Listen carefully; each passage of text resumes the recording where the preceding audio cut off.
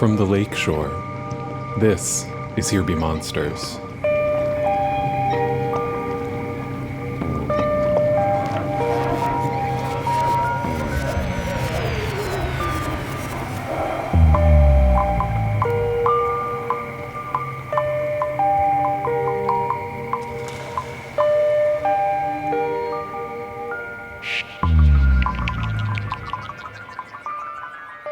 What exactly does your dad do for a living? A grifter is too strong a word because that implies stealing. My dad is very good at working the system. You know, he cobbles together a living is what he does. What's his name? Alan Greenfield. Like, how do you think he describes what he does? He has described it as he is a researcher in the shadow world. And he's written a bunch of books. So it's sort of admirable, but also when shit wasn't clicking when you're a kid, it's not as much fun, you know?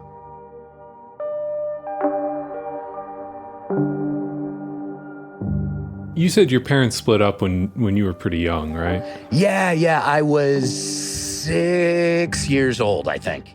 It came like a bolt in the blue from my perspective as a kid at that point. What happened? Is that too personal? No, not at all. I heard them arguing. I was outside playing, saw my mom stalk outside with my dad running after her, yelling and screaming in his bare feet. She jumped in a van and drove away in a cloud of dust. At the time, it felt like, oh, here's another day. Here's another day of crazy shit. My dad was very, very good at selling the adventure of the life on the road and the searching for spiritual truths. Remember, this is the 1970s. And in that sort of post-60s haze, there were a whole lot of people who were spiritually seeking, and some of them fell into cults and some of them fell into relationships.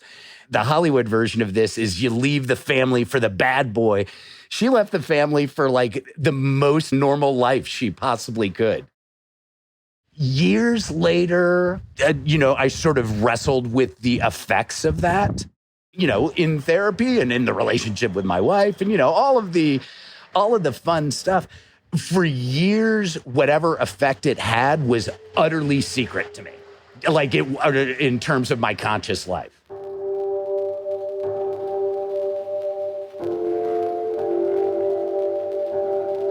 My dad never, only on rare occasions, worked a regular job. He was very good at finding people to finance his adventures. And my grandfather made a lot of money and my dad spent a lot of money. So he was good at doing that. There weren't really normal days until I got into school.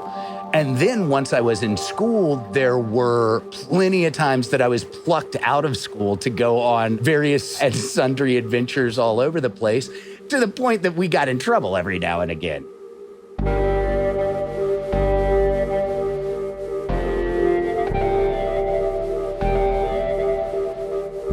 Have you ever seen an alien?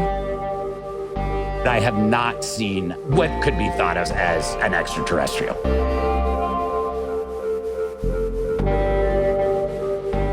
Have you ever seen a ghost? Yes. Here Be Monsters, the podcast about the sad and ignominious end. The podcast about the unknown.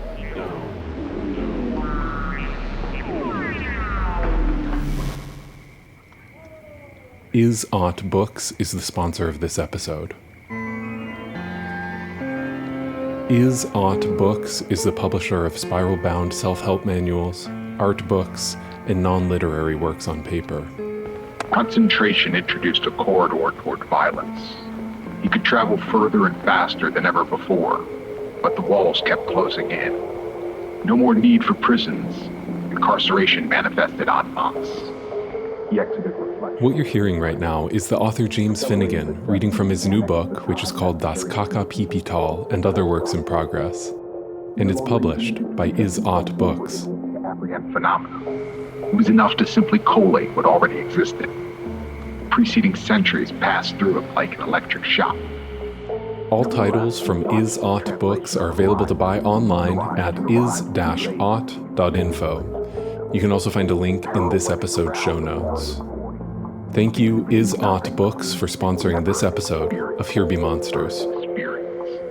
It's played in serene indifference, but it felt more like remorse.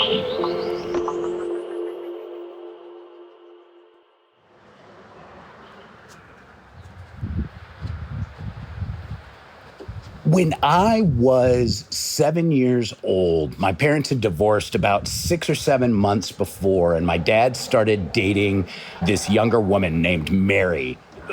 My dad was a serial dater, and even in this short time, I'd met several women. She was the first one who really connected with me. Like, it was a big bummer when they broke up.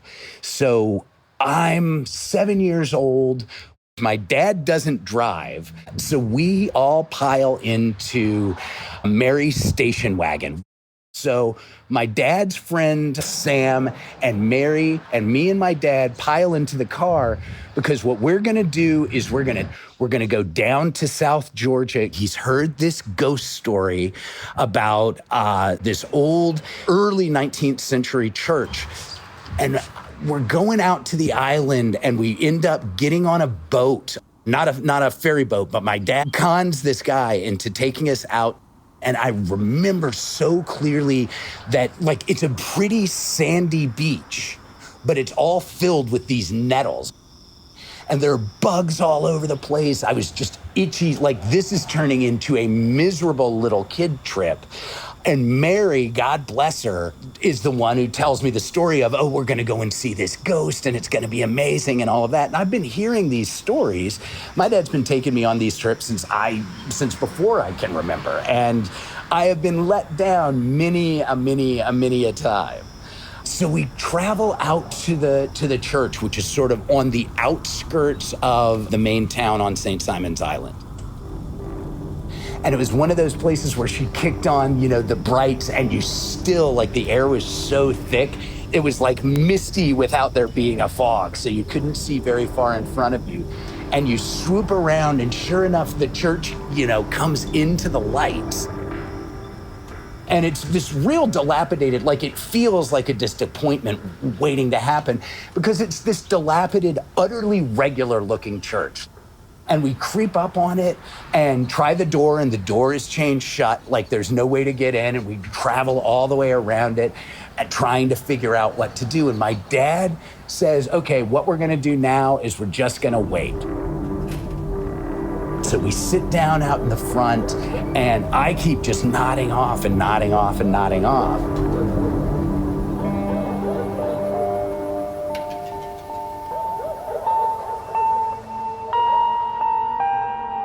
But I finally wake back up, and I'm in Mary's lap. Mary is sound asleep.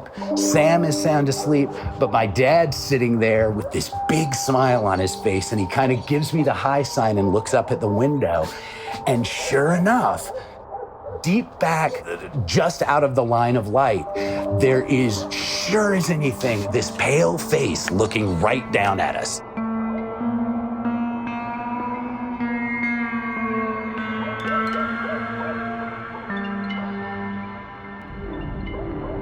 And we sneak around the side while the others are still asleep. My dad sort of jimmied his way into a window. We go inside the church. My dad starts worrying, I wonder if the cops are gonna come, but we creep up into the little belfry near the top.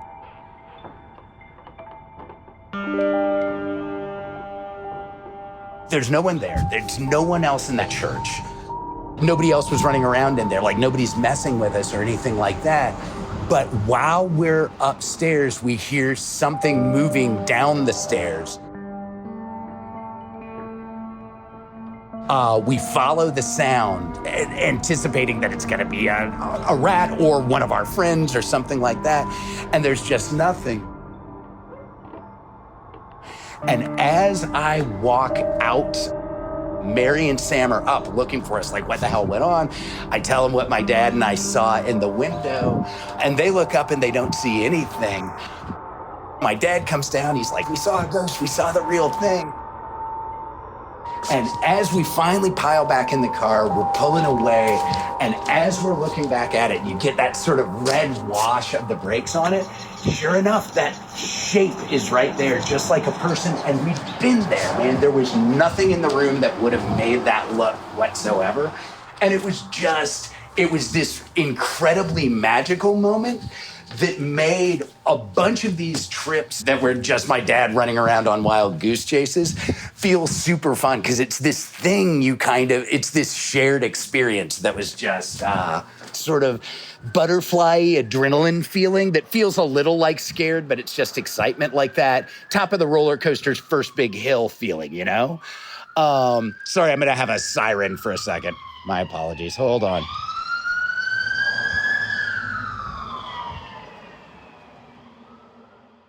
Do you think you're more like your mom or more like your dad? Oh, definitely more like my father, for sure. My mom, I don't have a lot of contact with her. We don't have a lot in common. I share a lot of interests with my dad. I share a lot of foibles in life with my dad. You know, I grew up on the road with a dad, and a lot of that rubbed off. He's a writer, I'm a writer. He's interested in the occult and the bizarre, and he's interested in monsters, I'm interested in monsters. So plenty rubbed off, good and bad.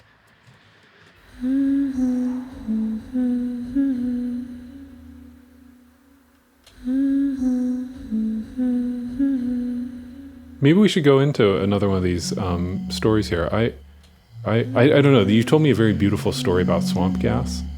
Oh, the Okefenokee, yeah. Yeah.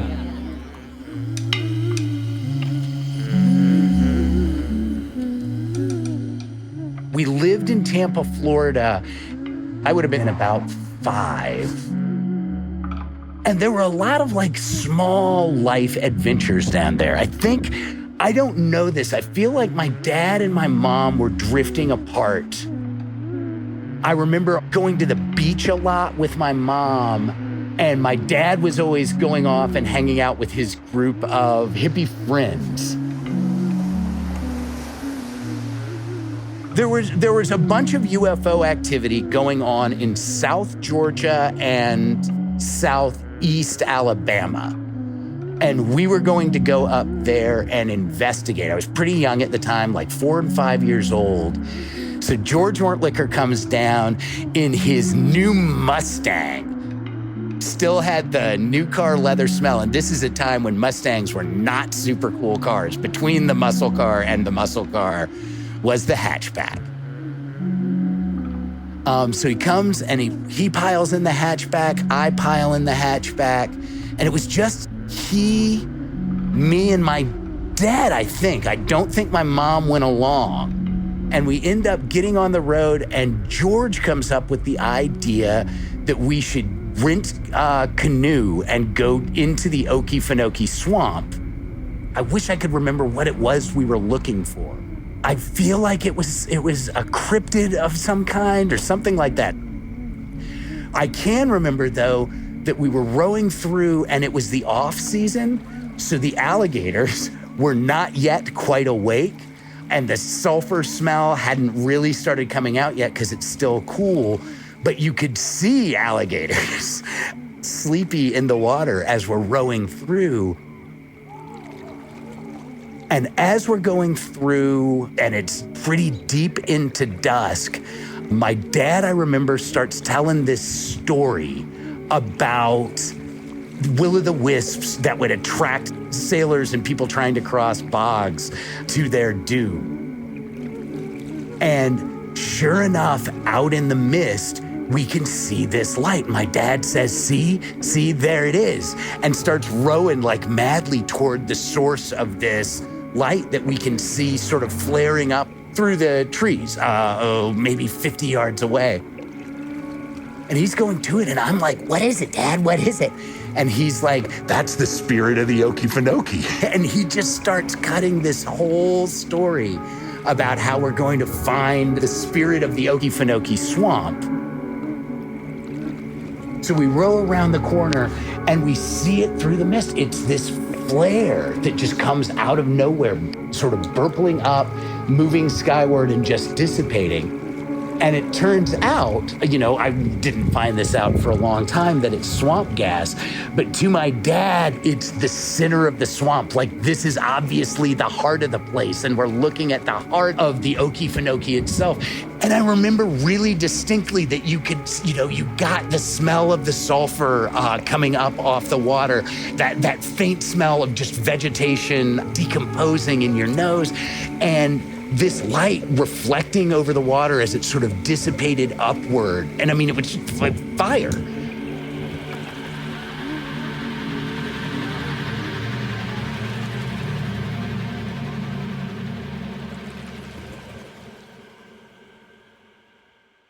It's truly beautiful. Manatees in the dark really do look like ladies swimming through the water. And swamp gas really does feel like you're seeing a fairy through the mist. You see how folk stories happen. It's funny talking through these stories, I get a big smile on my face, because for all his faults, boy, my dad was good at making something that could have been just a fun camping story into this really wild experience. Maybe it's because he's got a need to experience the wonders, right? The little wonders of the world and contextualize them as meaningful. Just like, how would you describe your relationship with your dad? Is it congenial? Is it combative? Is it a friendship? What is it? It's been all of those things at various points over the years. I'd say right now we're congenial. We email back and forth, we tweet back and forth. It's not a super close relationship, but we like each other, if you know what I mean. Like, we have similar interests, but we don't really have a close talk about our feelings kind of relationship. And honestly, never have. Like, that's just sort of not us, really. Yeah. But yeah, I'd say we're actually in a pretty good place. And in the arc of life, because there were years we didn't talk to each other and that sort of thing. Now we're in kind of a nice, even keel. So you make horror movies for a living. I do. Why do you do it? Scaring someone and feeling scared is such a visceral, immediate reaction. Hearing an audience gasp at a scare, it's powerful. In interest of time, let's get into this last piece here about the bad burritos. And Yeah. Then I think we can call it a day. Right on, dude. So it is 1978 in Tucson, Arizona. My dad has moved to Tucson from Tampa, Florida, ostensibly because he wants to see all the bigs. He wants to go to Roswell. He wants to go to Area 51. And we did all of those things on the way to Tucson, moving in a big van with a trailer on the back of it. We went to all of these places. We got shooed away from Area 51. And then we got to Tucson, and my dad decided that he is going to open a new age bookstore. Lots of UFO books, lots of occult stuff, lots of that sort of thing in this little strip mall in Tucson, Arizona, on the outskirts of town in the shadow of the Catalina mountain range, which is this beautiful range of mountains we saw out the back door of our 2-bedroom shitty garden apartment that, of course, we were living in right away.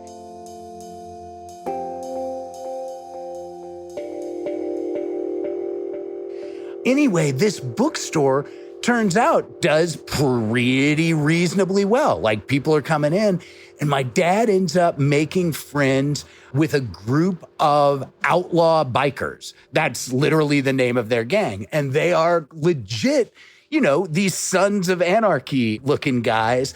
And including, like, some of these guys are pretty clearly white supremacists. Like, they've got fucking Nazi tattoos and shit like that. But my dad, who is P.S. at this point, like a 280-pound, 5'8", very ethnic-looking Jewish dude, right? He manages with, his storytelling and everything to get super tight with these guys, especially this dude named Moss, who I believe was a weed and possibly other things slinger, decent guitar player, and super nut for UFOs. We would go out into the desert some nights and watch shooting stars. I remember one night my dad pointed up and there was one that I don't know what the chemical composition was. I used to know these things. But as it came down, the trail behind it was green as it came through the atmosphere. Like this was the place if you wanted to go out to look at the sky. So one time we decide we're going to go, these are in the days shortly after the 3 Mile Island nuclear disaster. My dad, Moss, my mom, and another dude whose name I can't remember are all going to go up to this anti-nuke protest outside Phoenix, Arizona. Then we're going to go over to Mono Lake, this super highly salinated lake in California that had seen several UFO sightings over it. So we go to this nuclear protest. A couple of guys in suits are there, and my dad gets a whole idea that these are not just FBI agents writing down all the license plates.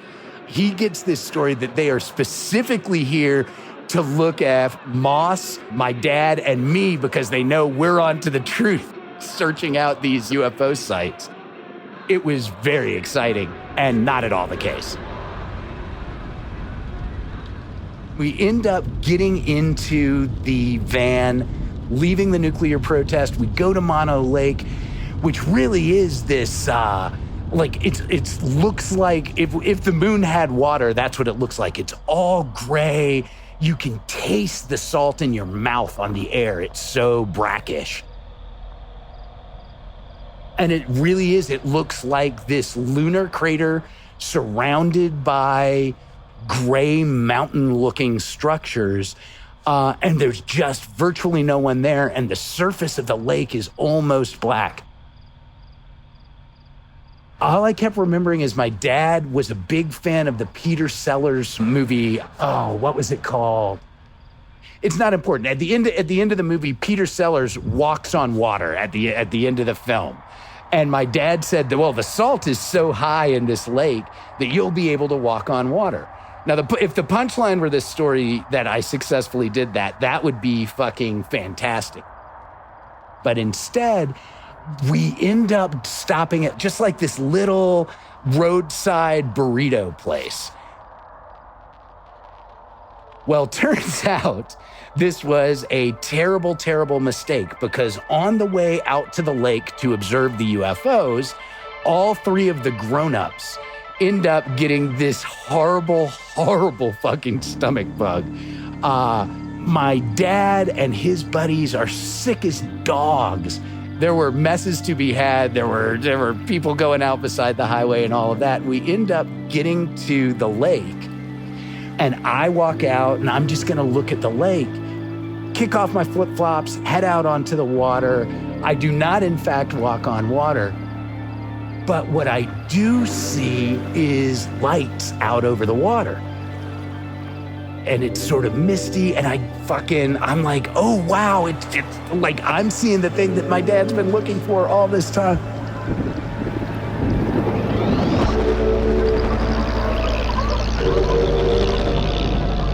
I go hauling ass back to the parking lot, back to the van, where all of them are sick as all get out. And I'm like, Dad, I see a UFO. And he's like, what? Drags himself out of the van. In the distance, in that moment, I thought for one brief shining moment that I was gonna show my dad a UFO.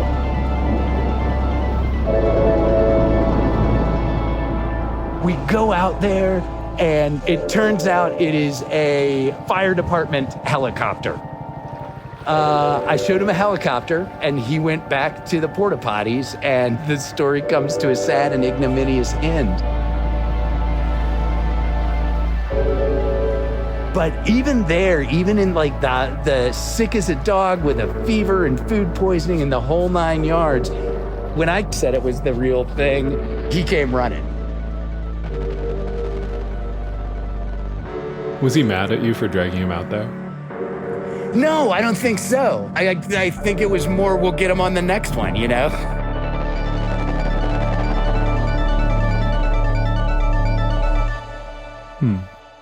Did you rebel as a teenager?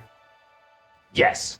I think my greatest act of rebellion is my wife and I are coming up on 30 years together. Like, the stability side of my life is the rebellion, kind of, because my favorite thing is the sitting at home and writing things and making them up and not having to leave the house. Like, whereas my dad, I feel like as he's traveled less, just, you know, with age, you know, he's in his 70s and all of that, like, he feels it all the time. He's always had the wanderlust. And I guess the difference is the rebellion. And the rebellion is, I like stability. I like stability a lot.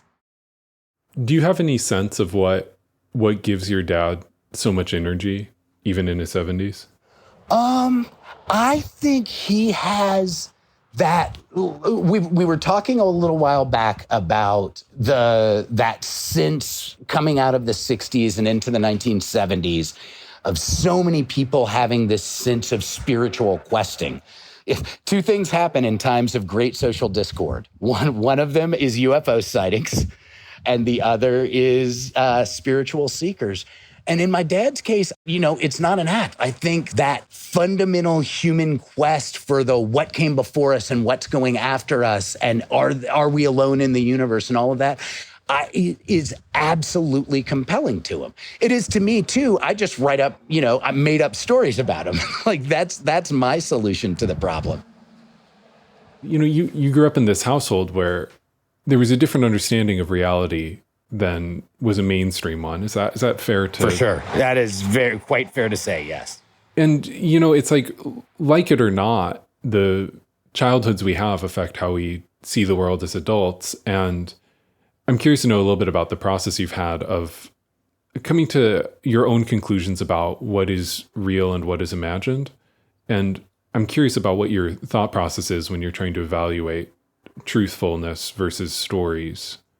I am a naturally suspicious and skeptical person. You know, going on these various trips and seeing my dad with all the various oddballs, and I say this mostly with affection, the oddballs and weirdos and conspiracy theorists and bikers and all of it that he hung around with as a kid, I have a certain joy in a well-told story, but it does make me exceptionally dubious when I'm looking at UFO coverage or when I'm looking at a ghost story or that sort of thing. And I do, like I said, I write fictional versions of those things for a living, but believing in them comes pretty hard because, again, my dad went into everything wanting it to be real and didn't find much. So I guess where I come down, though, is it's like the poster Mulder has in the X-Files, right? I want to believe, but I find it really, really difficult to do so.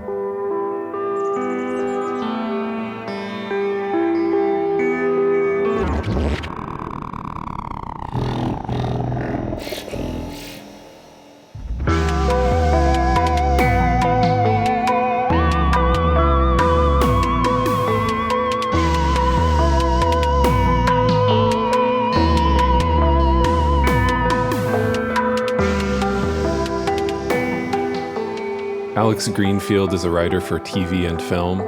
He's written the movies 10.0 Earthquake, The Sand, and The Cookie Mobster. He also used to be the head writer of WWE SmackDown. Alex is currently working on several horror movies based in Jewish mythology. He told me, "I would love to do for Jewish mythology what films like The Grudge and The Ring did for Japanese mythology. It's a whole fascinating world that's largely unexplored." Alex's dad is Alan H. Greenfield.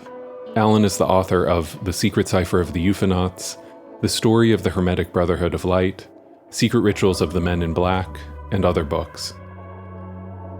You can find links to both of their works on the Here Be Monsters website, which is hbmpodcast.com. My name is Jeff Emptman, and I made this episode of Here Be Monsters. Music on this episode came from The Black Spot, Circling Lights, and August Freeze. Here Be Monsters is a completely independent podcast, and it relies on the support of sponsors and listeners. So if your business would like to sponsor an episode, please fill out the form at hbmpodcast.com/sponsor. Or if you just appreciate this podcast and would like to send me a small donation each month, visit patreon.com/hbmpodcast. Okay, 2 announcements real quick here. First, you might have noticed that there was kind of a big gap between last episode and this one, and that's because I was really busy for a second there helping out with this fantastic audio series for Crooked Media. The series is out now. It's about the life and death of Boris Nemtsov, the Russian dissident who was assassinated practically on the steps of the Kremlin. The story is told by Ben Rhodes, who is the Deputy National Security Advisor for President Obama, and also Zhana Nemtsova, who is a democracy activist and the daughter of Boris Nemtsov. The whole series is fantastic, it's free to listen to, and you can subscribe on any podcast app. The series is called Another Russia, and I'll link to Another Russia in the show notes and also on the website, which again is hbmpodcast.com. And the second announcement. I'm headed back to Germany for about a month right now, so if you know any good episodes that I could record in the area around Berlin, please send them my way. Here Be Monsters is on Twitter and Instagram at HBM Podcast. The DMs there are always open, and there's also a contact form on the website, which is, for the last time, I promise I'll stop saying it, hbmpodcast.com.